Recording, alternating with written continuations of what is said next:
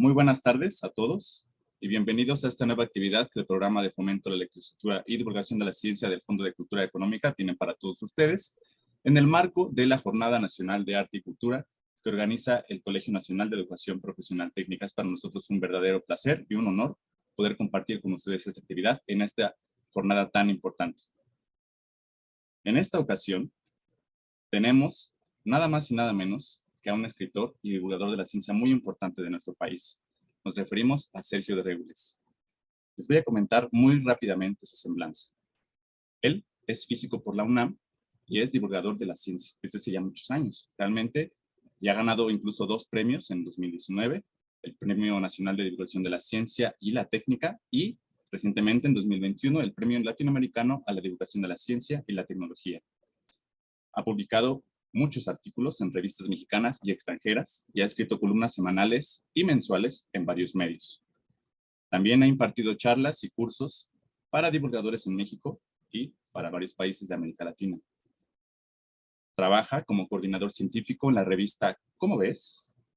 Y es profesor del diplomado en Divulgación de la Ciencia de la Dirección General de Divulgación de la Ciencia de la UNAM. Es autor de varios libros y en esta casa editorial ha publicado Cielo Sangriento, Los impactos de meteoritos de Shkylov-Shklemsky, ¿sí? ¿Cómo se pronuncia? Y nada más y nada menos que El mapa es el mensaje. Este es el nuevo título más reciente de la colección La Ciencia para Todos por el momento. Ahora sí, sin más preámbulo, les dejo con Sergio de Regules. Gracias, Aldair, y gracias, víctimas que están viendo esta conferencia. Aquí está la portada del libro, por si lo querían ver. Lo que les quiero platicar en esta ocasión es una parte de este libro. El libro se va por muchos derroteros, más allá de los simplemente geográficos y cartográficos, pero les quiero contar en especial cómo descubrí que la Tierra es redonda. Me dirán que a lo mejor ya lo sabían. Bueno, sí, pero eso no quiere decir que no lo haya podido yo descubrir. Y les quiero contar en qué circunstancias fue. Pero primero, hace varios años vi un video en YouTube de una señora en Estados Unidos, una señora de esas que no les gusta que uno piense en la evolución de Darwin, ¿no? Que uno crea que las especies que existen hoy en día vienen de especies anteriores y que la vida no se formó en un solo día con los bichos que conocemos hoy, sino que ha ido cambiando a lo largo de miles de millones de años. Y entonces esa señora iba a un museo de la evolución en Estados Unidos, se metía al museo y se iba paseando con su camarita diciendo, ay sí, ¿cómo saben esto? ¿Cómo saben si no había cámaras y nadie estuvo ahí para tomar las fotos, no? Y entonces entendí, yo dije, bueno, esta señora cree que solo se puede saber lo que uno ve con sus propios ojos, o sea, estamos limitados a saber lo que podemos comprobar directamente, eso es lo que cree esta pobre mujer. Pero entonces habría un montón de cosas que no sabríamos y que sin embargo sí sabemos. Por ejemplo, aquí hay 3 imágenes de 3 resultados científicos que nadie pudo haber visto y de los que sin embargo tenemos bastante certeza. Uno es que hace 66 millones de años el impacto de un asteroide con la Tierra produjo cambios climáticos tan grandes que llevó a la extinción de 76% de todas las especies. Eso lo sabemos con bastante certeza. También sabemos, aquí en la del centro, que el universo no siempre ha existido, que el universo se está expandiendo y que por lo tanto en el pasado fue mucho más pequeño y que debe haber habido un tiempo en el pasado en el que se redujo a un punto. Entonces que el universo tiene un inicio en un tiempo específico, ¿no? Hace muchísimos miles de millones de años. Eso también lo sabemos con bastante certeza. Y también sabemos que aquí en la Tierra, mucho más recientemente que el origen del universo, no hace mucho menos tiempo, todos los continentes en algún momento estuvieron todos pegados y de hecho han estado pegados y separados varias veces a lo largo de la historia del planeta. Eso también lo sabemos. Y tampoco había nadie para ver estos fenómenos y tampoco había cámaras para comprobarlo directamente. Entonces, por supuesto, pues una persona que piensa que nada más estamos limitados a saber lo que podemos comprobar directamente con nuestros propios ojos, pues no va a entender un montón de cosas de la ciencia. En la ciencia, por suerte, la ciencia nos permite a partir de indicios y de pistas y de rastros, construir historias coherentes, que son las teorías científicas, que es como armar un rompecabezas, ¿no? Del cual vemos algunas piezas y a partir de esas piezas podemos armar historias coherentes, podemos armar rompecabezas que tienen sentido, y esas son las teorías científicas. Y lo mismo pasa con el asunto de la redondez de la Tierra. ¿Qué se necesita para entender, para darse cuenta de que la Tierra es redonda, sin necesidad de salir allá afuera y tomar una foto, como por ejemplo esta de la Luna que tengo yo aquí, ¿no? Pues se necesita observar el cielo. Y esta foto me gusta mucho porque esta es lo que se veía por mi ventana hace muchos años cuando yo estaba recién casado y mi esposa y yo vivíamos en las orillitas de la Ciudad de México. Esta era la ventana de nuestro cuarto, daba a este paisaje fabuloso sin ninguna construcción, como si estuviéramos en medio del campo. Y se veía el cielo al atardecer, se veía todo lo que sucedía en el cielo por el lado poniente. Por esa ventana llegamos a ver lluvias de estrellas, llegamos a ver 2 cometas también, y sobre todo lo que yo vi es por dónde se iba metiendo el sol en distintas épocas del año. Incluso hice una medición que condujo a mi primer artículo en la revista Como Ves, cuando durante un año estuve observando por dónde se ponía el sol y me di cuenta que en invierno se ponía por aquí, por donde está este arbolito que yo siempre veía, y luego en primavera se ponía por acá, y en verano se salía el sol de mi ventana y se ponía por ese extremo de por allá, ¿no? Entonces, viendo el cielo, se pueden deducir un montón de cosas acerca de la Tierra, pero además el cielo es un espectáculo muy emocionante. Este podría ser el cielo que se ve cuando uno se va de campamento. Y yo les puedo contar que a mí en la adolescencia me gustaba muchísimo ir de campamento. Me sigue gustando, claro, ahora hay menos tiempo para hacerlo, pero me sigue gustando salir al campo y estar lejos de las luces de cualquier ciudad, donde se puede ver un cielo que no se ve desde luego en ninguna población que tenga luces brillantes. Un cielo lleno de estrellas en el que también se pueden notar muchas cosas. A mí me gustaba mucho ver las estrellas, me sabía algunas constelaciones porque había visto en una revista de divulgación que llegaba a mi casa, un día salió un mapa con algunas constelaciones en pintura brillante que yo colgué encima de mi cama, en fin. Pero recuerdo en particular un campamento cuando yo tenía 15 años en el que caminamos como 9 horas desde la ciudad y nos instalamos en un lugar donde nos agarró la noche, digamos, no teníamos medio de transporte, nuestro medio de transporte eran nuestras patitas. Y ahí donde nos agarró la noche, pues nos instalamos a acampar. Y yo dormía fatal en los campamentos porque me daba frío, ¿no? Además era enero, hacía mucho frío en ese lugar.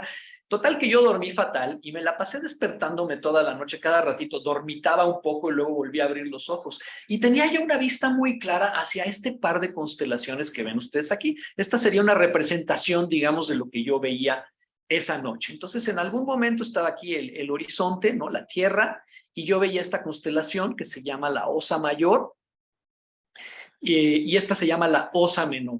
Y luego me quedaba dormido un rato, ¿no? Me quedé dormido un rato, desperté unas horas más tarde y vi que la Osa Mayor ya estaba en otra posición, como si hubiera dado la vuelta hacia acá, ¿no? Y así me la pasé observando toda la noche, ¿no? Dormí fatal, eso sí, pésimo. Pero esto fue muy emocionante. Unas horas después, la Osa Mayor ya estaba aquí, de este otro lado, como si estuviera dando vueltas alrededor de este puntito que ven ustedes aquí. Y por supuesto, un poco después, ya cuando iba a amanecer, además, pues dejé de ver la Osa Mayor.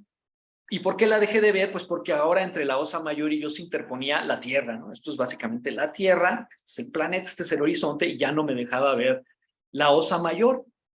Y eso me confirmaba una cosa que había yo leído en un libro cuando tenía como 8 o 9 años, un libro que me había comprado en una feria de libros de mi escuela, que se trataba de astronomía, y el libro de astronomía decía, si te sientas y miras las estrellas con mucho cuidado sin moverte, ¿no? Si te sientas y las observas un buen rato, te vas a dar cuenta que las estrellas se mueven. Bueno, esto lo confirmaba, y aquí pueden ver ustedes, este video no lo tomé yo desde luego, pero es un video hecho en cámara rápida, ¿no? Tomando una imagen cada cierto número de segundos o incluso de minutos, y lo que se ve claramente es lo mismo que observé yo en aquel campamento, ¿no? Que las estrellas se mueven. Incluso aquí parecen estarse moviendo alrededor de este punto que ven ustedes aquí. Quiere decir que la persona que tomó este video estaba mirando en la misma dirección que yo, en la dirección norte, y esta básicamente es la estrella polar. que es una estrella que por casualidad está justo arriba del polo norte. Si ustedes se paran en el polo norte, la ven justo arriba de sus cabezas. Y entonces, claro, como la Tierra, hoy sabemos que la Tierra está dando vueltas para un lado, pues las estrellas se ve que giran a su alrededor. Entonces, eso es lo mismo que estaba pasando ahí. Las estrellas, el cielo da vueltas, parecería que alrededor de nosotros, y eso es lo que se pensó durante mucho tiempo, y eso es lo que estaba lloviendo. Bueno, pues muchos años después, muchos años después, iba yo en un viaje de trabajo, iba yo en un avión y ya hacía muchas horas que íbamos volando, era de noche, cuando me asomo por la ventanilla y veo la Osa Mayor hacia acostadita. Se acordarán que en mi campamento ya no la había acostadita. ¿Por qué? Porque estaba debajo del horizonte. El planeta, la Tierra, no me permitía ver la Osa Mayor en esta posición. Entonces, primero, pues la falta de costumbre de verla así me sacó de onda, desde luego. Y luego, por supuesto, ya entendí. Y les quiero platicar qué fue lo que entendí cuando vi la Osa Mayor así. ¿Qué estaba pasando? Bueno, aquí está otra vez la Osa Mayor en esta posición en mi campamento, cerca de la Ciudad de México, ¿no? Pero ¿qué pasa si yo me arranco a caminar hacia el norte? Y si yo me viajo hacia el norte y camino durante muchas horas o durante muchos días, o viajo en un avión hacia el norte, o viajo de alguna manera en la dirección de la estrella polar que ven ustedes aquí, pues lo que voy a observar es lo siguiente, que al cabo de mucho tiempo, la estrella polar va a estar un poquito más alta en el horizonte. Y al cabo de más tiempo, la estrella polar va a estar todavía más alta en el horizonte, tan alta en el horizonte, que ahora a lo mejor sí puedo ver la Osa Mayor en esta posición. Déjenme ver si puse todavía una más arriba. Aquí está, ¿no? Sigo caminando al norte y lo que voy a ver es esto, la estrella polar mucho más arriba en el horizonte y la Osa Mayor aquí abajo perfectamente visible en la posición cuando está por debajo, digamos, por usar un poco del lenguaje, por debajo. Entonces, la conclusión era, pues este avión ya debe estar a latitudes muy altas hacia el norte, ¿no? Estoy muy al norte de donde salí, ¿no? De la Ciudad de México. Y solo por eso puedo ver la Osa Mayor en esta posición. Bueno, ¿y qué se dirán ustedes? Bueno, aquí hay otra constelación. Esta es la constelación de Orión. Aquí la ven ustedes, ¿no? Estas son las tres estrellas que aquí llamamos los tres Reyes Magos. Estas son otras estrellas. Esta es la estrella Betelgeuse, esta es la estrella Rigel. Bueno, da igual. Esta es la constelación de Orión. Aquí está la espada de Orión. Es una constelación muy bonita. Y esta es la constelación de Orión vista desde mi ventana. Desde otra ventana, ya no esa ventana de aquellos tiempos, ya no tengo una vista tan bonita. Todavía tengo el cielo más o menos abierto, pero ya no tengo esa vista tan bonita que tenía yo hace muchos años. Sin embargo, si uno toma una foto de la constelación de Orión, digamos en Estados Unidos o en Europa o en lugares que están mucho más al norte, la va a ver así. ¿Cuál es la diferencia? Pues en mi casa está mucho más acostada, ¿no? Y en esta foto de aquí se ve mucho más parada, como si todo el cielo hubiera girado con ella cuando yo me muevo al norte. Es exactamente lo mismo que estaba pasando con la Osa Mayor y la estrella polar, que al desplazarme yo hacia el norte se veía como que subían y subían, subían y subían y subían. Y la explicación es la siguiente. Aquí está un video que hice con mi globo terráqueo. Déjenme parar un momento para explicarles. Este es mi globo terráqueo. Imagínense que estamos aquí, ¿no? Y que vamos caminando en esta dirección. Y allá al fondo, eso que se ve, ¿no? El jardín que se ve todo desenfocado. Imagínense que allá al fondo se ven, podría ser las estrellas, ¿no? Estas son las constelaciones que se ven allá a lo lejos, están muy lejos. Y si yo me desplazo sobre esta superficie, aquí voy caminando, lo que veo es que el fondo, lo que está allá lejos, lo veo como que se inclina, ¿no? ¿Se está inclinando o qué está pasando? Bueno, lo que pasa es que me estoy desplazando sobre una superficie curva y por eso, como yo voy caminando por aquí, ¿no? Bueno, aquí está, esta puede ser la constelación del Can Mayor, es mi perrito. Ahí va otra vez, porque esto es muy bonito, ¿no? Entonces, acá está, yo voy caminando sobre la superficie de la Tierra por aquí. Aquí voy yo. Y veo como el trasfondo parece que se inclina en otra dirección. Y es exactamente lo que vimos con la estrella polar y con la constelación de Orión. Entonces, la explicación es que estamos caminando sobre una superficie curva, ¿no? Entonces, ese es un primer indicio que nos dice que no vivimos en una superficie plana. Si viviéramos en una superficie plana, no veríamos este movimiento que se vio aquí muy claramente y que yo vi indirectamente desde mi campamento y luego muchos años después en el avión, ¿no? En el campamento no vi ese movimiento, lo vi cuando años después vi la constelación en una posición poco acostumbrada para mí. Entonces, esa es una de las formas en que descubrí que la Tierra es redonda y ustedes me dirán que ya lo habían oído. Bueno, sí, en realidad eso lo sabemos hace por lo menos 2.400 años. Hace por lo menos 2.400 años ya todos estos fenómenos que les estoy platicando ya se habían observado, desde luego no desde un avión, pero la gente viajaba. Aquí, por ejemplo, vemos un barco fenicio. Los fenicios comerciaban y después los griegos comerciaban por todo el mar Mediterráneo, iban para arriba y para abajo. La gente viajaba mucho ya desde hace 2.500, 2.600 años, incluso antes. Y entonces la gente ya había podido observar cómo el cielo se inclinaba, no parecía inclinarse con todas las estrellas y todas las constelaciones cuando uno se desplazaba hacia el norte o hacia el sur, digamos. Eso ya lo habían observado estas personas y ya habían concluido que simplemente pues, no estaban viajando sobre una cosa plana, sino sobre una cosa redonda. Y ellos decían esférica, ¿no? Era la forma redonda más natural. Aquí está otra indicación de que esto se sabe hace mucho. Este es un mapa. Este en particular es del siglo XV, pero es copia de un mapa del astrónomo y geógrafo griego Claudio Ptolomeo, que vivió en el siglo II, alrededor del año 180. Y Ptolomeo publicó varios libros, pero uno muy importante se llamaba Geografía.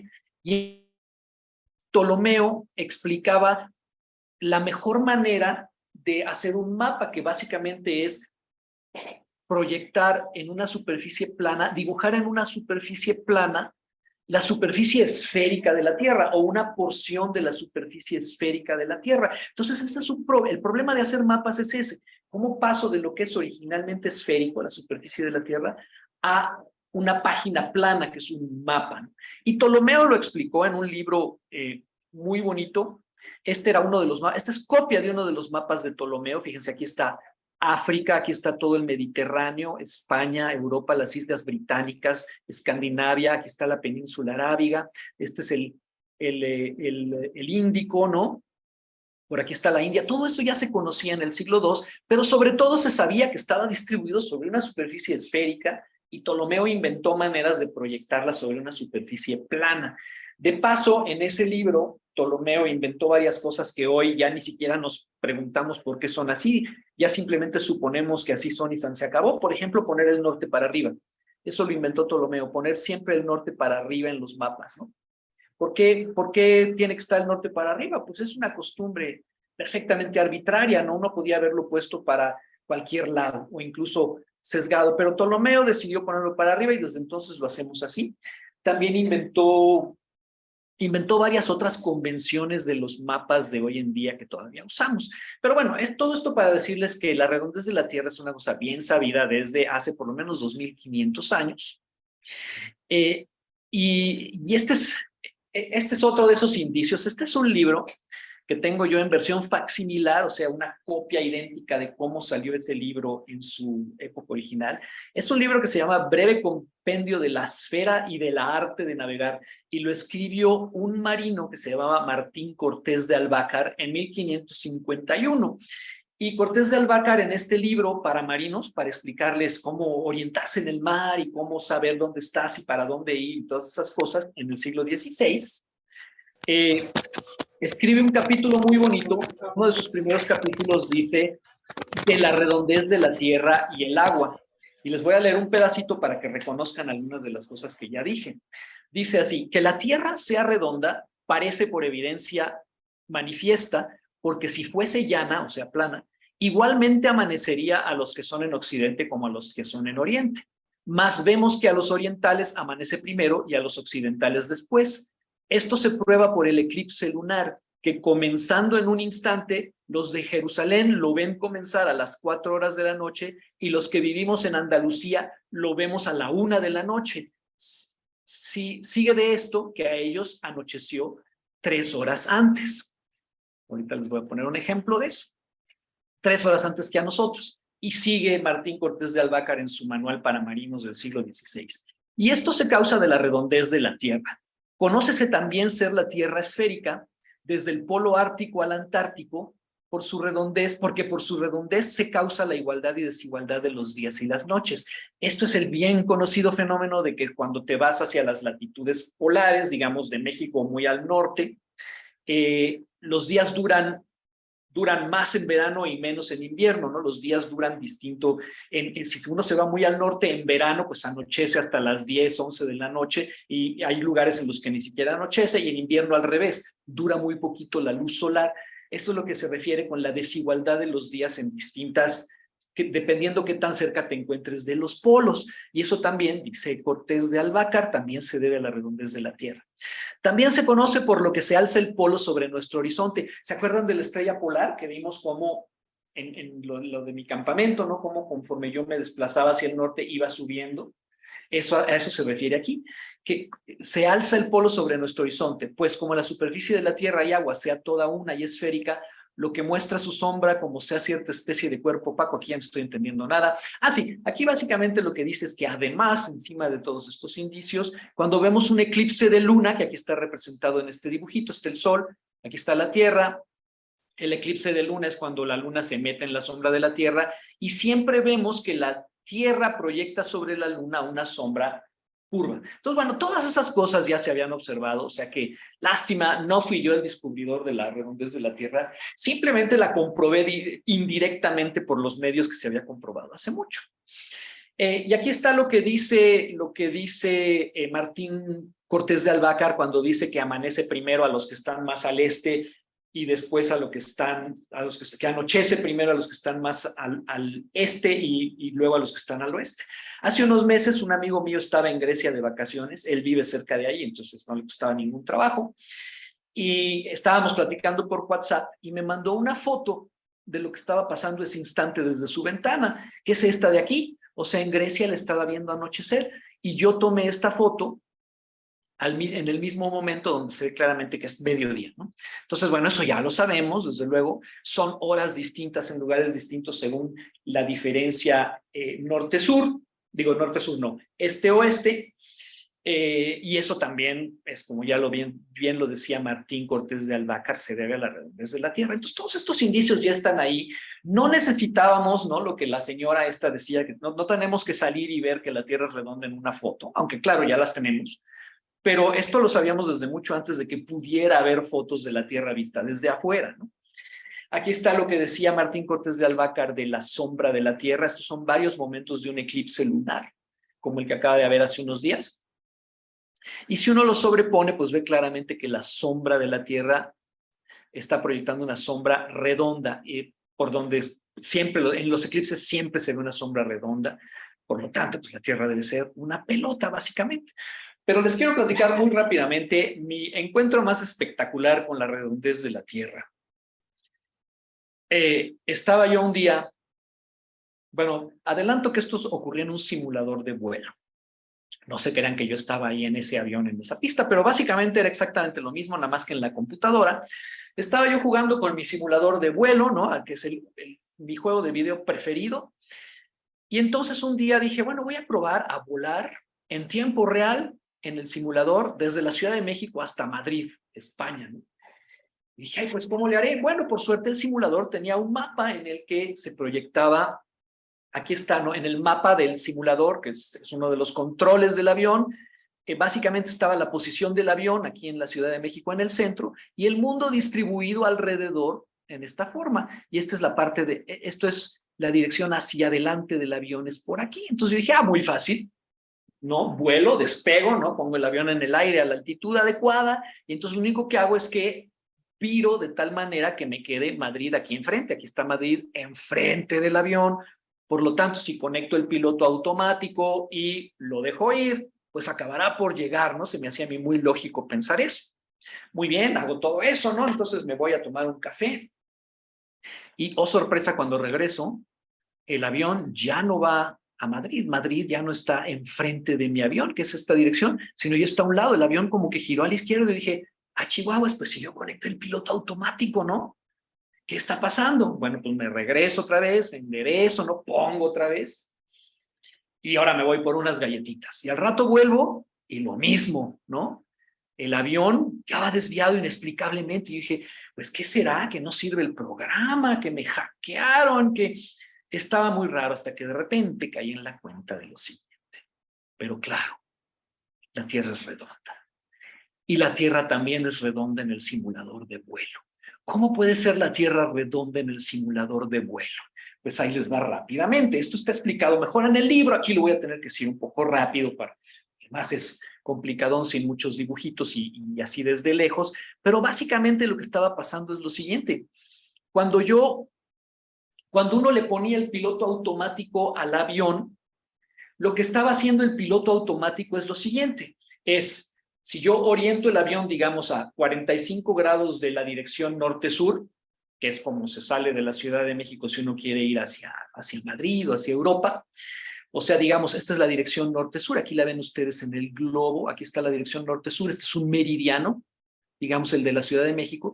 Y cuando yo viro para que mi avión quede mirando en una dirección particular, lo que hago es establecer este ángulo de la brújula, ¿no? Esta es la dirección según la brújula. Y cuando uno conecta el piloto automático, lo que hace el piloto automático, por lo menos ese piloto automático antiguo, el de hoy es más sofisticado, pero ese de hace un par de décadas, que es cuando me sucedió esto, básicamente lo que hacía es mantener la orientación de la brújula. O sea que si tú sales al noreste, hacia el noreste y conectas el piloto automático, vas a seguir hacia el noreste todo el tiempo. Ahora, el problema es que el noreste quiere decir pues 45 grados respecto a esta dirección. Sin embargo, cuando yo estoy aquí más arriba, más al norte, ¿no? El problema es que conforme uno se acerca hacia el polo norte, los meridianos, que son la línea norte-sur, se van pegando y se van juntando, como se ve aquí claramente, porque se reúnen todos en el polo. Entonces, conforme yo subo más al norte, si el piloto automático sigue manteniendo el mismo ángulo respecto a la dirección norte-sur, lo que tiene que hacer necesariamente es ir girando un poquito hacia la izquierda, de tal manera que si yo me siguiera de largo mucho tiempo, aquí tenemos del lado derecho, está esa misma curva que va siguiendo mi avión, pero trazada hasta sus últimas consecuencias, ¿no? Lo que hace esa curva en la que la dirección de la brújula se mantiene constante sería una espiral que se enrosca alrededor del polo. Entonces eso es lo que estaba pasando. Cuando yo conecto el piloto automático, llevo mi avión por una curva de rumbo constante. Tienen un nombre particular, se llaman loxodromias. El problema es que una loxodromia no es la curva que me lleva derechito a donde yo quiero ir, sino es una curva que mantiene siempre el mismo rumbo y es una espiral alrededor del polo. En cambio, lo que yo estaba haciendo cuando orientaba mi avión en ese mapa, poniendo Madrid enfrente en ese mapa que vieron ustedes, estaba orientándolo a lo largo de la dirección más corta entre la Ciudad de México y Madrid. No voy a entrar en muchos detalles, pero básicamente es una curva totalmente distinta. Es un pedazo de un segmento de círculo máximo. O sea, hagan de cuenta que ustedes agarraron un círculo del tamaño del Ecuador y lo orientan de tal manera que pase por México y pase por Madrid. Bueno, resulta que esa es una ruta distinta. O sea, el camino más corto no es lo mismo que el camino de rumbo constante de la brújula, porque el planeta es esférico. Si fuera plano serían la misma curva. Y eso es lo que acabé por entender después de devanarme los sesos mucho rato y de repente llevarme la sorpresa, porque me sorprendió mucho. Me sorprendió mucho que la Tierra también fuera esférica en un simulador de vuelo. ¿Se dan cuenta?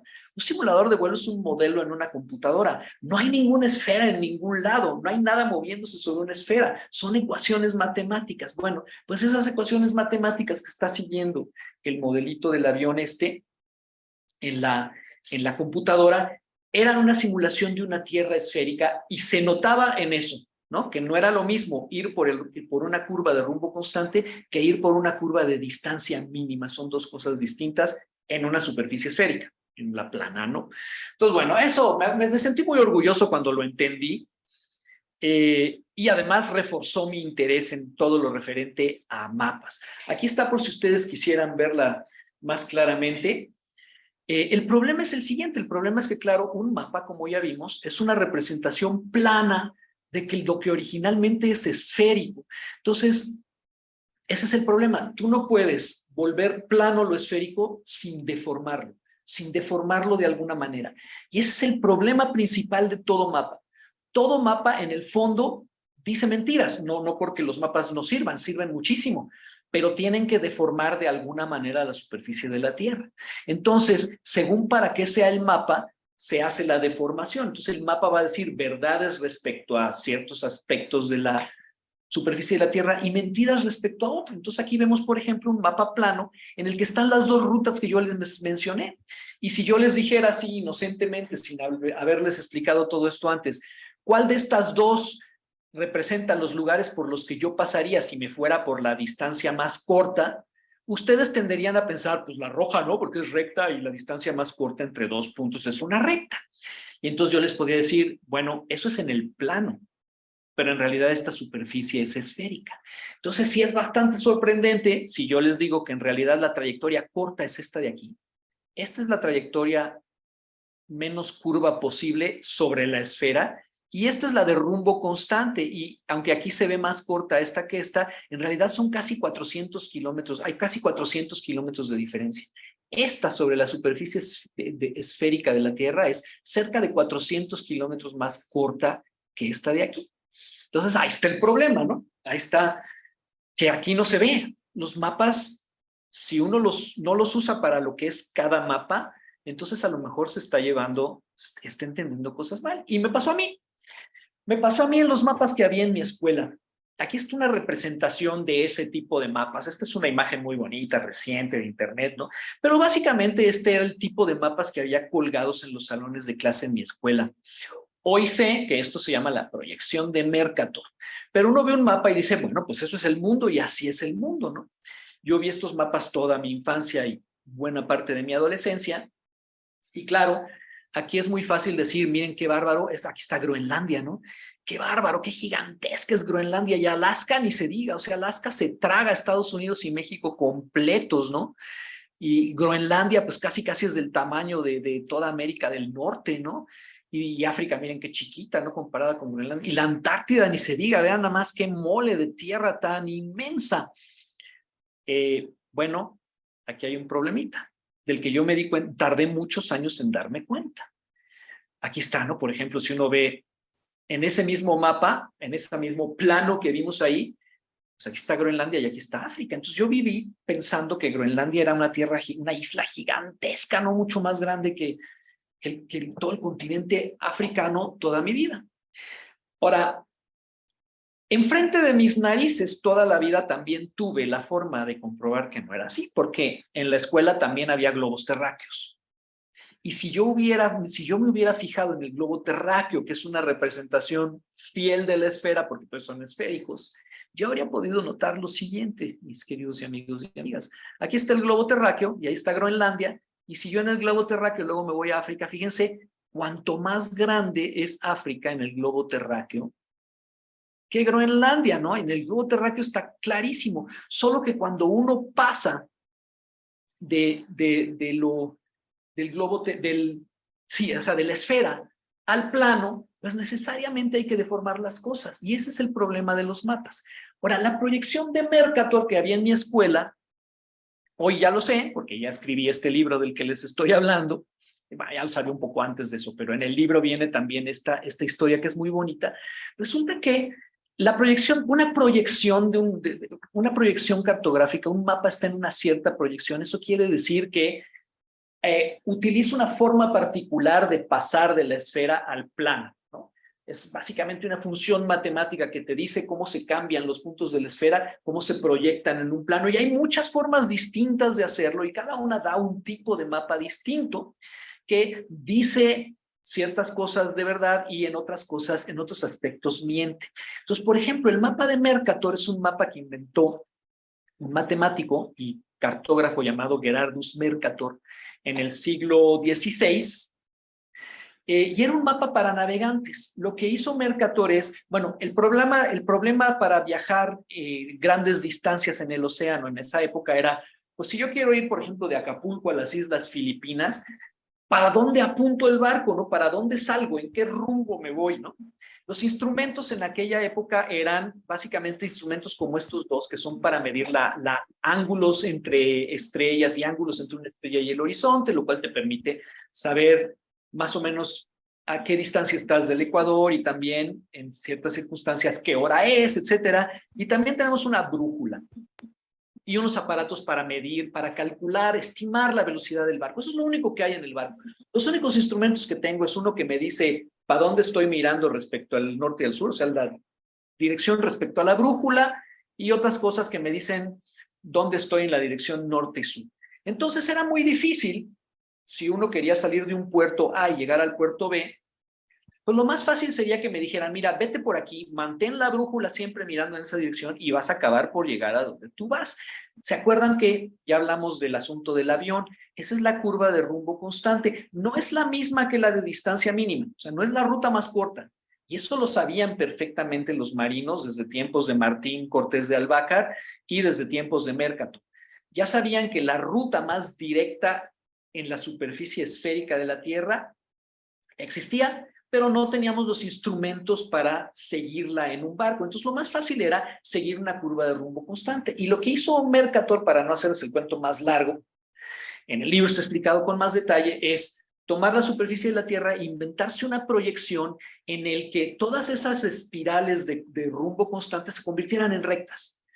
Y eso, lo que quería decir es que entonces yo agarro, si quiero salir del puerto A y quiero ir hacia el puerto B, tiendo una regla entre los dos puertos en el mapa de Mercator, veo el ángulo que forma con la dirección norte-sur, y esa es la dirección de la brújula que me va a llevar. Entonces, es un mapa que deforma las cosas para que las curvas de rumbo constante se vuelvan rectas, y eso le facilita la vida al navegante del siglo XVI, ¿no? El navegante de hoy tiene otros instrumentos y no necesita esto. Sí puede navegar por la curva más rápida, pero en el siglo XVI. Entonces, ¿cuál es el problema? Pues que este mapa, a ver si lo puse aquí está una proyección de Mercator más chiquita. Como es más chiquita no se nota tanto lo que hace la proyección de Mercator, pero creo que lo puse aquí. Bueno, aquí está básicamente lo que hace una proyección de Mercator. Imagínense que este es un segmento del Ecuador en la Tierra, y aquí están dos meridianos, ¿no?, de la superficie de la Tierra. Y imagínense que aquí hay dos barquitos que salen hacia el norte, uno desde esta ciudad y otro desde esta ciudad. Salen los dos hacia el norte. Bueno, en la superficie esférica de la Tierra, por supuesto, conforme más suben, más se juntan los meridianos porque se van a reunir en el polo, ¿no? Entonces quiere decir que esta distancia entre las dos naves, que originalmente era de 100 leguas, cuando ya van a 60 grados de latitud, esa distancia ya se redujo a la mitad. Y eso que las naves van las dos hacia el norte, ¿no? ¿Qué pasa en un mapa? Que en un mapa la dirección norte, en un mapa de Mercator, la dirección norte son líneas paralelas hacia arriba, ¿no? En un mapa y en un mapa de Mercator. Entonces, claro, uno no se da cuenta que en realidad estos barcos, aunque estén navegando los dos hacia el norte, pues no están navegando sobre dos paralelas en un plano, en fin. Y aquí lo que se ve es que para mantener la dirección norte-sur siempre derecha y hacia arriba, como en el mapa de Mercator, que era lo que tenía que hacer Mercator, pues lo que necesita uno es deformar e ir deformando las cosas conforme se acerca a los polos. Lo dije horrible, pero vamos a ver si aquí se nota más. Aquí está otra vez una proyección de Mercator, y aquí están los meridianos y paralelos, y básicamente lo que aquí en el Ecuador, este cuadrito aquí cerca del Ecuador, conforme uno se mueve hacia el norte, una sección de una región rectangular de la misma área se convierte en esto. O sea, lo que estamos diciendo aquí es que este rectángulo tiene estrictamente la misma área que este, aunque en el mapa no se ve. Entonces, básicamente, el mapa de Mercator deforma las cosas muchísimo en la dirección norte-sur. Y eso es lo que me llevó a la confusión de cuando yo era chico, de pensar que Groenlandia era gigantesca. Bueno, y en general, lo que es esférico, si uno lo convierte en plano, tiene que deformar cosas. Y aquí hay varias formas de deformar las cosas. Esta es la de Mercator, que dice la verdad en ciertas cosas, pero dice mentiras acerca de, por ejemplo, los tamaños relativos de los países. no es cierto que Groenlandia sea más grande que África. Esta, en cambio, es una proyección en la que todos los países están representados con un área proporcional a su área sobre la esfera, pero entonces fíjense cómo uno los ve raros porque no estamos acostumbrados a esta proyección, pero esta proyección también dice verdades, ¿no? No es que la que estamos acostumbrados sea más verdadera que otra. Esta es otra proyección, en fin, les quiero enseñar otras varias más. Aquí está esta, ¿no? Uno diría se ve raro, pero pues ¿por qué raro, no? Si aquí este mapa está representando perfectamente proporcionales los tamaños de los países. Aquí sí ustedes agarran un país y un país que se ve del doble de otro es del doble en tamaño. Fíjense cómo Groenlandia está mucho más chiquita que África en esta proyección. Entonces, cada proyección cartográfica tiene que mentir en unos aspectos para decir las verdades que le interesa decir y ninguno puede decir toda la verdad. Aquí hay otra forma de proyectar las cosas. Ya quiero parar para que demos el paso a preguntas y cosas así. Esta es una proyección que a mí me gusta mucho, porque esta, por ejemplo, se centra en la Ciudad de México. Uno lo puede poner en el lugar que quiera. Yo la puse en la Ciudad de México y todo el mundo se proyecta alrededor de la Ciudad de México de la siguiente manera. De tal manera que estas líneas que salen de la Ciudad de México son el camino más corto sobre la esfera a todos esos lugares y estos círculos representan lugares que están a exactamente la misma distancia sobre la esfera de la Ciudad de México. Bueno, se pueden decir un montón de cosas. Aquí hay otras y otras y otras, montones de proyecciones cartográficas, cada una con sus verdades y mentiras. Otra más. Este es un mapa perfectamente bueno y útil. Simplemente estamos acostumbrados desde tiempos de Ptolomeo a orientar el mundo con el norte hacia arriba, pero ¿por qué no podría ser el sur o el este o el oeste? Nada lo impediría y el mapa podría seguir siendo igual de útil. O sea, en el fondo, este no es un mapa más raro que cualquier otro. Volvemos con la señora aquella que al principio decía, ¿ahí cómo pueden saber eso si nadie le tomó fotos, ¿no? Hoy sí tenemos fotos de la Tierra vista desde afuera y por supuesto en todas se ve redonda, ¿no? La Tierra es esférica y no necesitamos verla desde fuera para saberlo. Lo podíamos deducir y lo dedujimos, porque la humanidad es muy ingeniosa cuando quiere, lo dedujimos desde hace muchísimos siglos y hay todavía muchos indicios más. El libro trata de otros temas que se van más allá de lo estrictamente cartográfico, pero me gustaría dejarlo aquí para abrir el paso a preguntas, dudas, disensiones, tomatazos y cosas así. Muchísimas gracias. Al contrario, Sergio, muchísimas gracias a ti. Nos diste un gran adelanto de lo que será este gran libro, o de lo que ya es. Es el último, el más reciente publicado en nuestra colección La Ciencia para Todos. Les recomendamos que vean no solamente este libro, sino pues todos los que tenemos. Ya son casi 260, ya están preparados, casi listos. En unos meses ya saldrán, en pocos meses. Y bueno, pues antes de que alguien rompa el hielo, antes de que alguien comience con sus dudas, quiero comentarles y agradecerles sobre todo a todos los alumnos que estuvieron conectados de CONALEP, pero muchísimos planteles, Sergio. Te estoy hablando de varios estados de la República que han estado pendientes de tu charla. Felicidades. Desde Nuevo León hasta Chiapas, pasando por Hidalgo, Morelos, Nayarit, Chihuahua, Hidalgo, creo que ya lo dije. Bueno, pues rápidamente y aprovechando que tenemos un poquito de tiempo todavía para que se vayan animando a hacer sus preguntas, nos las pueden hacer llegar por el chat, aunque también podemos permitirles que abran su micrófono para que se las hagan llegar directamente a Sergio, ¿ok? Rápidamente saludamos al CONALEP Doctor Arroyo y al CONALEP Allende de Nuevo León. En Guanajuato nos acompañó el CONALEP Irapuato, Valle de Santiago, el CONALEP León, el CONALEP San José Iturbide. En Chiapas nos acompañó el CONALEP Tuxtla Chico. Saludamos a todos por allá. También nos acompañó el CONALEP Veracruz 1. De Tamaulipas tuvimos al CONALEP Tamaulipas y al CONALEP Río Bravo. De Morelos tuvimos al CONALEP Temixco. También de Guerrero, el CONALEP Acapulco 1.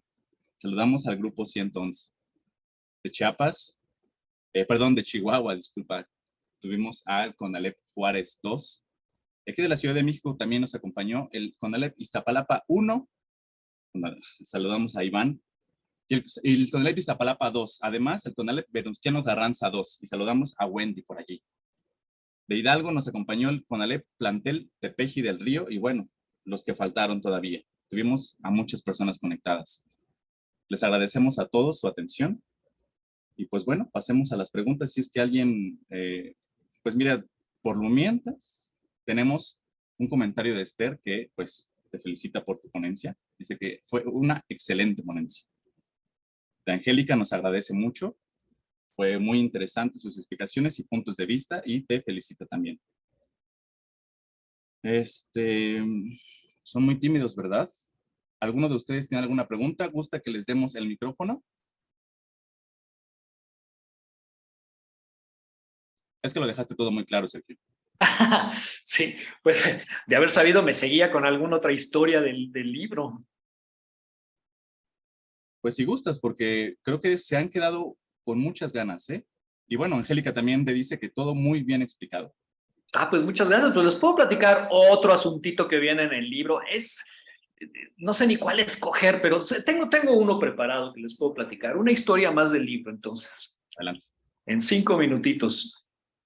Que la traía aquí también, pero no sabía si iba a dar tiempo. Entonces, como les decía, el libro ya después se lanza por caminos que ya no son los estrictamente cartográficos. Y esta es una historia que me gusta mucho. Estas imágenes vienen de un artículo científico que salió hace como 20 años. Y resulta que esto representa el contorno de la Tierra cerca de Tokio.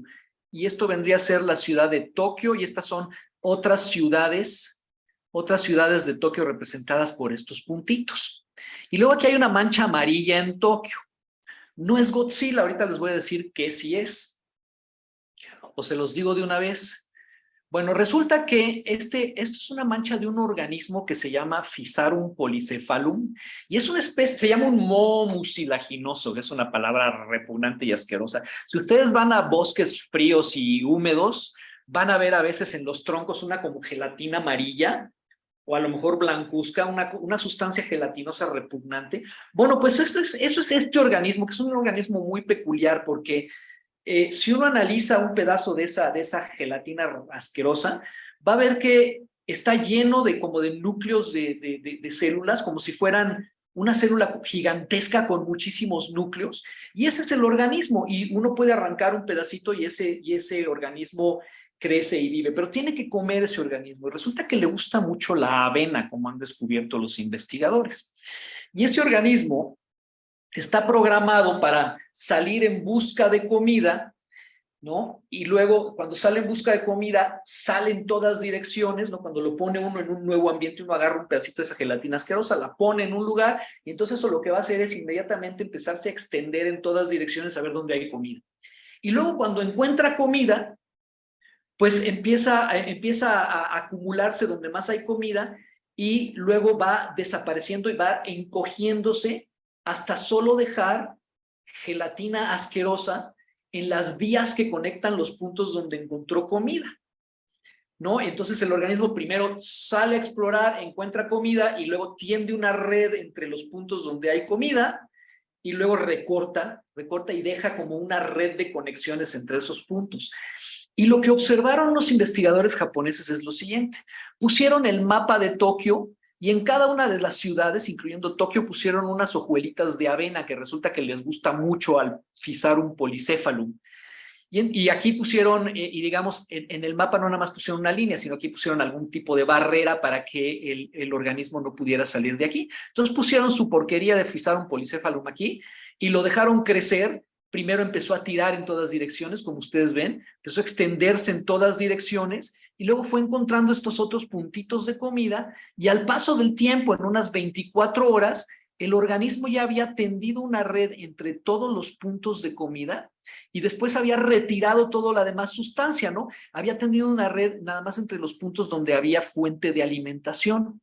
Y de lo que se dieron cuenta estos investigadores es que esta red era una red de distribución entre estos puntos que era casi idéntica a la red de ferrocarriles alrededor de Tokio. Entonces lo que estaba haciendo esto, incluso no solo era casi idéntica, sino que era una red más eficiente y más robusta. Robusta en una red quiere decir que si yo corto alguna de las vías del tren, afecto lo menos posible a todas las demás, ¿no? Si por alguna razón esta vía quedara obstruida o alguna otra, la red está tendida de tal manera que se afecta lo mínimo posible. Bueno, pues resulta que la red de trenes de Tokio, pues la habían hecho ingenieros y habían tenido que considerar un montón de cosas y les llevó mucho tiempo, ¿no? Y optimizar más o menos la red y tampoco la habían optimizado tanto. Y este organismo en 24 horas, con el simple principio de busca comida, y luego retira todo lo que no sea caminos para conectar la comida, había obtenido una red más eficiente que la red de ferrocarriles de Tokio. Entonces, básicamente, aquí teníamos un superingeniero para diseñar redes de distribución. Esto se podría usar si uno tuviera un país donde no hay trenes.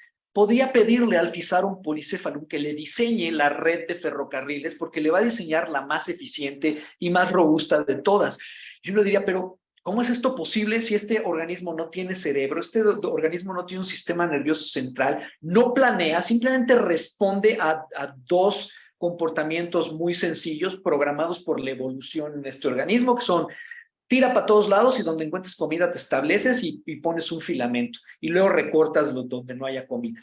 Y básicamente con eso logró tener una red más eficiente. Bueno, pues no será inteligente y no tendrá un sistema nervioso central. Lo que sí tiene es 3.500 millones de años de evolución detrás. O sea, básicamente este es un organismo con miles de millones de años. Es un ingeniero con miles de millones de años de experiencia. Entonces puede que no tenga cerebro, pero tiene tanta experiencia que resulta mucho mejor que los ingenieros que sí tienen cerebro. Esta es otra de las historias que vienen en el libro y a mí me encanta contarla. Se ha repetido ya muchas veces el experimento en otros lugares, en otros países. Se pone avena en las ciudades, se pone el Fisarum en un lugar y tiende una red y la red resulta ser más eficiente o por lo menos igual de eficiente que la red de ferrocarriles del lugar o la red de carreteras. Entonces ahí tenemos una cosa que se usa ahora mucho, que es el diseño inspirado en la naturaleza. Esto es una de esas muchas formas en que podemos dejar que la naturaleza sea la que haga nuestro trabajo de diseño por nosotros, en este caso en el diseño de redes. Esta historia a mí me parece una de las mejores del libro, pero hay otras. Increíble, ¿no? Pues nos dejas con muchas ganas, la verdad. Yo sí me lo voy a comprar. Y aprovecho, antes de continuar, para saludar a quienes se han pues, ya puesto en contacto con nosotros. De Guanajuato también nos faltó el CONALEP Salvatierra y el plantel Pénjamo. También aprovechamos para saludar en Facebook a Ernesto Carrión desde el plantel Matehuala en San Luis Potosí. Y nos faltó el CONALEP Coahuila. Correcto. Tenemos una pregunta aquí muy interesante, Sergio. Venga. Es Rafael Rabiela y él tiene esta duda. ¿Cómo es que los sucesos astronómicos se relacionan con los naturales? Pone un ejemplo. Que un girasol siga al sol o que la luna provoque la fuerza de las mareas. Bueno, son dos ejemplos muy buenos de cómo lo que pasa en el cielo sí afecta a lo que pasa en la tierra, pero además son dos ejemplos totalmente distintos, ¿no? Entonces, el girasol, ¿por qué gira hacia el sol? Bueno, el girasol es un organismo que también tiene miles de millones de años de atrás de evolución y que, como todos los organismos que vivimos en la Tierra, tiene adaptaciones para aprovechar mejor los recursos que hay en su entorno. Entonces, por supuesto, las plantas pues viven básicamente de comer luz solar. Las plantas necesitan luz solar y no solo el girasol, otras plantas también medio se orientan para aprovechar mejor la luz solar, pero en particular el girasol ha desarrollado, por la evolución, un sistema que le permite ir siguiendo al sol, porque si tú miras directamente al sol, estás recibiendo más energía por centímetro cuadrado del sol que si tú miras con el sol sesgado, y eso lo pueden ustedes ver con una linterna. Agarren una linterna, ¿no? La luz del celular quizá no sirva muy bien, pero puede ser, y alumbren apuntando directamente hacia la página de un libro y van a ver que se ve mucha más luz, que si ustedes inclinan la linterna y la ponen sesgadita de lado, van a ver que se ve mucho menos brillante la mancha de luz. Bueno, lo mismo está pasando con el sol. Si tú lo miras directamente, recibes más energía por centímetro cuadrado del sol y simplemente el girasol ha desarrollado, la evolución le ha inculcado este mecanismo para ir siguiendo al sol de maneras bastante asombrosas, ¿no? Las plantas se muevan, siempre sorprende un poco, pero bueno, sí se mueven y hay otros ejemplos de movimiento en plantas. Pero eso es lo que hace el girasol en respuesta a que vivimos en este planeta que gira y que por lo tanto el sol va cambiando de posición respecto a nosotros durante el día. Que la luna produzca las mareas es mucho más sencillo, porque simplemente la luna y la tierra se atraen mutuamente por la fuerza de gravedad. La fuerza de gravedad entendemos cómo funciona hoy en día. Básicamente cualquier cuerpo que tenga masa siente gravedad y ejerce gravedad sobre todos los demás. Entonces están la luna y la tierra ejerciendo fuerza de gravedad una sobre la otra.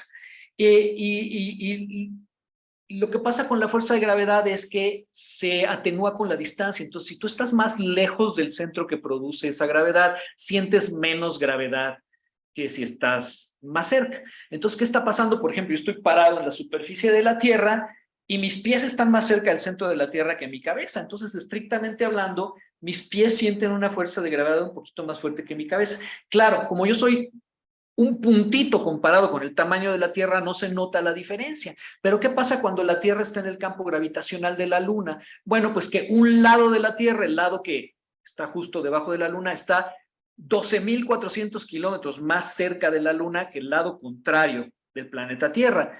Y entonces está sintiendo una fuerza de gravedad de la Luna notablemente más fuerte que la que está sintiendo el otro lado. Entonces, básicamente lo que tú tienes es una Tierra que está sintiendo que le están jalando, haz de cuenta que me estuvieran a mí jalando los cachetes, ¿no? Es más o menos que la luna estuviera por allá y entonces la luna me jala los cachetes en esta dirección, pero me jala este cachete más que este otro, entonces ¿qué voy a sentir yo? Yo voy a sentir que me estiran los cachetes, ¿no? No sé si se ve, si me están viendo se van a poder reír de mí y además entender. Entonces, básicamente, la Tierra, un objeto extenso como la Tierra, dentro del campo gravitacional de la Luna, debido a la diferencia entre la gravedad de un lado y del otro, pues siente que le estiran así los cachetes. Entonces, los cachetes en la Tierra básicamente es el agua, el océano es una cosa esférica, con interrupciones de tierra por aquí y por ahí, pero básicamente una esfera de agua. Y claro, en el campo gravitacional de la Luna se deforma de los dos lados, tanto del lado del que está la Luna como del lado contrario. Y claro, la Luna se va moviendo alrededor de la Tierra, además de que la Tierra va girando, y eso quiere decir que las mareas altas, que estarían concentradas aquí en donde se me estiran los cachetes, ¿no? Digamos, esas mareas altas pues también se van moviendo y van pasando por los distintos lugares. Entonces, si yo estoy en un lugar fijo, veo subir la marea cuando pasa la luna o cuando la luna está justo del otro lado y luego quitarse la marea. Entonces, son dos fenómenos muy distintos, uno debido a la adaptación por selección natural en un organismo y otro debido a cómo funciona la fuerza de gravedad que ha existido desde el principio del universo. Y así afectan las cosas del espacio a la Tierra, ¿no? Sobre todo el Sol y la Luna. Lo demás realmente no nos afecta mucho, salvo cuando cae un meteorito, ¿no? Eso sí que nos afecta y ese es otro de mis libros en el Fondo de Cultura Económica. Pero muy bonita pregunta. Así es, también me gustó mucho porque, digamos, pareciera como obvio, ¿no? Como que lo vemos siempre, vemos la marea, vemos el girasol, pero preguntarse cosas obvias es lo que llena, pues, de curiosidad a muchas personas y creo que es parte del espíritu de un buen científico. Así es. Tenemos muchos mensajes de agradecimiento, Sergio. Realmente, pues, eres una persona muy brillante y además lo haces ver muy fácil, cosas muy complejas, como dice Emma de Coahuila. Qué interesante forma de explicar temas complejos. Fue brillante, la verdad. No tenemos muchas preguntas, pero sí tenemos muchos mensajes de agradecimiento y pues de parte Pues del... yo los agradezco muchísimo, son muy amables, yo me la pasé muy bien, qué bueno que les haya gustado y gracias por sus amabilísimas palabras. Nada más antes de despedirnos, quiero recordarles que tenemos ya 2 libros de Sergio de Régules en nuestra colección. Entonces, chéquenlos. El más reciente es justamente del que nos ha estado hablando en esta horita, que se pasó rapidísimo. Justamente el mapa es el mensaje. Muy bonita portada. Estábamos hablando, alguien lo comentaba antes de comenzar. Muy bonita portada, excelente contenido. Así es que échenle un ojito a ese libro y al resto de la colección si les interesa conocer más de la ciencia y de la divulgación. Pues Miren, la portada, por cierto, es de Teresa Guzmán Romero, porque sí, en efecto, a mí también me gustó mucho la portada. Sí, Honor a quien honor merece. sí, eh, precioso. pues hay una pregunta, como ya se animó al último momento, Esther Sarmiento pregunta, ¿Por qué se dice que la luna de sangre afecta a las emociones de las personas? ¿Existe alguna Bueno, científica o...? qué buena pregunta. ¿Por qué se dice? No lo sé, porque no es cierto. O sea, ¿se acuerdan? Ahora hemos tenido 2 eclipses totales este año. Todos los años hay alrededor de 2 eclipses, pero es raro que sean totales. Y cuando hay un eclipse total, es cuando la luna se mete totalmente en la sombra de la Tierra. La luna puede a veces pasar, nada más está la sombra de la Tierra y la luna al pasar por ahí, pues nada más se mete parcialmente en la sombra. Ahora se metió totalmente. Y cuando se ve roja la luna es por lo siguiente, está la luna en el centro de la sombra de la Tierra y resulta que si ustedes estuvieran parados en la luna en ese momento, verían pues un eclipse de sol básicamente, entonces verían la Tierra meterse y el sol detrás, ¿no? Y lo que verían es una bola oscura que es la parte de noche de la Tierra y alrededor verían, atrás está el sol y entonces alrededor está la atmósfera, ¿no? La Tierra tiene esta capita muy delgadita de atmósfera en el entorno, pero esa atmósfera desvía la luz. Esa atmósfera tiene la propiedad de refractar la luz como una lente, ¿no?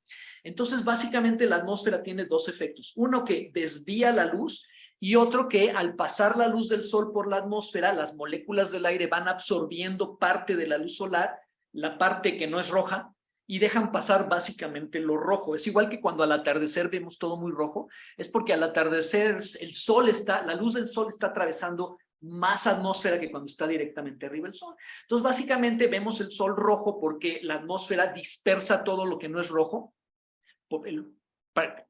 concretamente lo azul, y por eso el cielo es azul, porque es la luz del sol que se dispersa para todos lados, y lo rojo pasa directamente. Entonces, por eso vemos el sol rojo al atardecer. Ahora, imagínense que están en la luna, en un eclipse total de luna, y lo que están viendo ustedes desde la luna es un eclipse total de sol, con la Tierra ahí puesta. Entonces, lo que van a ver es en el bordecito de la atmósfera van a ver mucha luz, la luz del sol, y esa luz del sol, por efecto de la refracción, se va a refractar hacia adentro de la sombra de la Tierra y además como está absorbiéndole, está quitándole todo lo azul, está pasando básicamente solo luz roja. Entonces, ¿qué pasa cuando nosotros vemos la luna desde la Tierra en esa situación? Pues que está metida en la sombra, pero esta luz refractada de las orillitas de la atmósfera se está yendo hacia la luna y básicamente está viendo miles de millones de atardeceres al mismo tiempo. Entonces esa luz, esa luna roja que se ve, la disque luna de sangre, como les ha dado en decirle últimamente, es simplemente la luz de miles de millones de atardeceres simultáneos proyectándose sobre la luna, pero desde luego que no tiene ningún efecto sobre las emociones de nadie, salvo sobre las emociones de verlo, la emoción estética y la belleza y la maravilla del fenómeno. Pero fuera de eso no tiene, ni la luna, ni sin sangre, ni con sangre, tiene ninguna influencia sobre nuestras emociones. Pero sí es un fenómeno muy bonito y muy emocionante de ver por otras razones. Sí, claro, por supuesto. Bueno, no hay más preguntas. Hay muchas felicitaciones, insisto. Agradecemos también a los compañeros, no sé si veas a la cámara, que están los compañeros del CONALEP Juárez 2. Muchas gracias. Déjame pasar a otra página a ver si los veo por ahí. Saludos, saludos. Gracias, gracias por sus comentarios también. Y bueno, pues, si alguien tiene algo más que decir. Hable ahora o calle para siempre. Exactamente. ¿Alguno de mis compañeros que quiera comentar algo? Bueno, nada más si quieres decir que está abierto el concurso que tienes detrás de ti. Es Que verdad. concursen. Bueno, pues, Tienes ahí semejante publicidad. seguramente ustedes ya lo conocen. Es el concurso Leamos la Ciencia para Todos, que en este momento ya cumple con su 18ª emisión. Entonces, los invitamos a que participen. Les vamos a pasar por aquí nuestras redes sociales, nuestra página para que lo conozcan. Es un concurso muy bonito porque se trata justamente de leer algunos de los libros que tenemos disponibles, entre ellos Celio Sangriento y El Mapa es el Mensaje, y escribir un pequeño escrito, un texto como de un resumen o una reseña, dependiendo de si les gusta uno que otro, y poder explorar el libro y hablar con sus propias palabras y tal vez puedan ganar uno de nuestros premios. Estímulos económicos, por cierto. Entonces, rápido les digo, se pueden ganar hasta 10,000 pesos simplemente por explorar uno de los libros de divulgación de la ciencia y escribir sobre él. ¿Se imaginan? Oye, ¿y dónde están las bases y todo eso? Porque preguntan que explique lo del concurso, pero lo pueden ver en la página web, ¿no? Así es. Se los voy a pasar por aquí en el chat rápidamente. Sí, el concurso está abierto. En la página del fondo se abre luego el banner que ya para concursar, y en la página de la ciencia está la convocatoria y son 4 categorías. Pueden escribir los que están presentes un resumen o una reseña sobre alguno de los títulos. En especial, el MAP es el mensaje o cielo sangriento, por supuesto. Y quiero comentarles rápidamente que el CONALEP siempre ha sido uno de los sistemas educativos que más ha participado, y no solamente eso, hemos tenido muchos ganadores, así es que ustedes podrían ser parte de ellos. Anímense. Algunos libros incluso están disponibles en internet, ¿ok? Anímense entonces a explorar un poco más de la divulgación de la ciencia y ser parte de esto, de este gran ejército de personas que queremos conocer más. Sí, bueno, ya hay, al cabo de los 30 y tantos años que tiene el concurso, ya hay más de 500,000 de participantes. El concurso anterior llegaron 17,600 y tantos trabajos y son 60 ganadores en las distintas categorías y reciben un estímulo económico, pero también reciben un vale de libros para canjearlo en las librerías del Fondo de Cultura Económica de toda la República. Y es un concurso hispanoamericano. O sea, todos los que escriben y leen en español pueden participar. Nos vemos. Muchas gracias a todos. Los que se están despidiendo por allá, les agradecemos mucho. Y bueno, pues les agradecemos al Colegio Nacional de Educación Profesional Técnica hacernos parte de esta Jornada Nacional de Arte y Cultura. Una gran jornada. Muchísimas gracias a todos.